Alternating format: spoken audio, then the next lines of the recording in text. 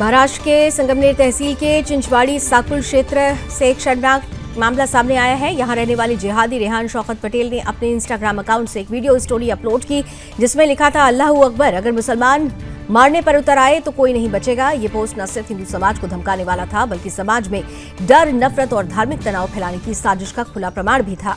इस घिनौने पोस्ट का समर्थन साथी जिहादी सज्जाद आरिफ पठान ने लाइक करके किया। साफ है कि ये कोई अकेली मानसिकता नहीं, बल्कि सुनियोजित सोच का हिस्सा है। विश्व हिंदू परिषद और बजरंग दल के जागरूक कार्यकर्ताओं ने दोनों जिहादियों के खिलाफ घार गांव पुलिस स्टेशन में शिकायत दर्ज करवाई है। पुलिस ने इस मामले में केस दर्ज कर लिया है। फिलहाल इस गंभीर प्रकरण की जांच पुलिस निरीक्षक विकास पुजारी के मार्गदर्शन में हो रहा है।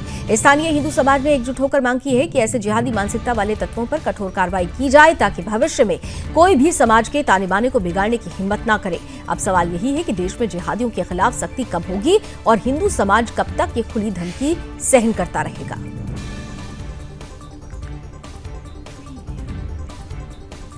उत्तर प्रदेश के मुजफ्फरनगर में पहलगाम जैसा आतंक फैलाने की शर्मनाक घटना सामने आई है। कार सवार एक हिंदू युवक अक्षय पर धारदार हथियारों से हमला किया गया। हमलावरों ने कार सवार का नाम पूछा और जैसे ही उसने हिंदू नाम बताया, उस पर हमला कर दिया गया।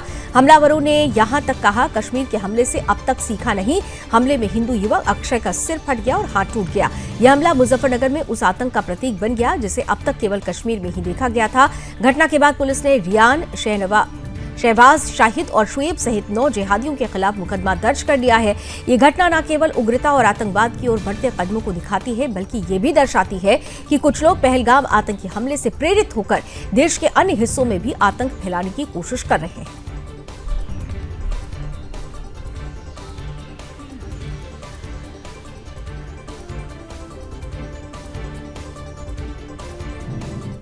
रात 10:30 बजे मेरा रेस्टोरेंट है ढाकन चौक, खतौली, जिला मुजफ्फरनगर का मैं रहने वाला हूँ। मेरा रेस्टोरेंट है वहाँ पे। मैं जैसे ही 10:30 बजे घर के लिए चल रहा था गाड़ी लेके अपनी, तो रेस्टोरेंट से ही 20 मीटर की दूरी पे 15-20 की तादाद में मुस्लिम युवक खड़े थे।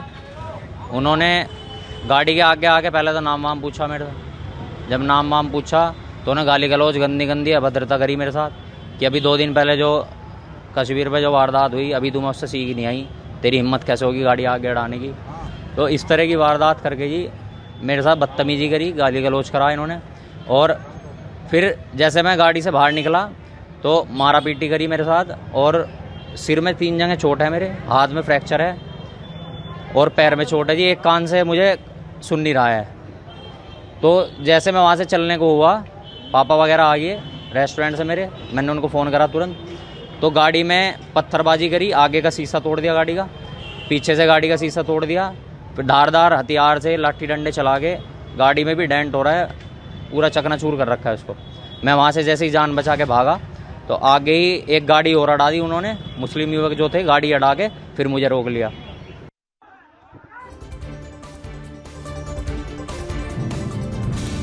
रामनगरी अयोध्या में लव जिहाद का एक सनसनीखेज मामला सामने आया है। यहाँ खुर्शीद आलम उर्फ सनी नाम के एक युवक ने अपना धर्म छिपाकर हिंदू युवती आरती चौहान से शादी कर ली। वर्ष 2020 में खुर्शीद ने खुद को हिंदू क्षत्रिय बताकर आरती से विवाह किया, लेकिन बाद में उसके मुस्लिम होने का सच सामने आया।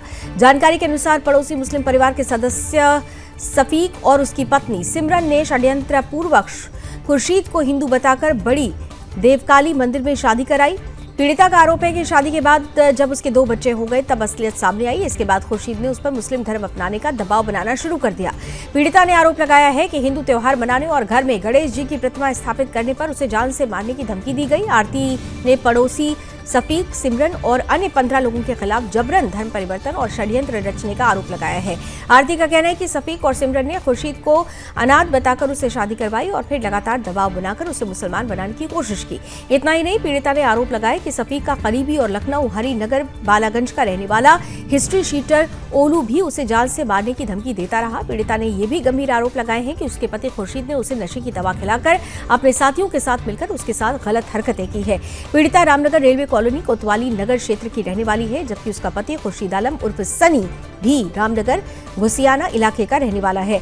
बताया जा रहा है कि आरती ने जिले के तमाम पुलिस अधिकारियों से शिकायत की है, लेकिन अब तक उसे न्याय नहीं मिला है। लगातार धमकियों और आतंक के साए में पीड़िता और उसके 2 मासूम बच्चे दहशत में जीने को मजबूर हैं।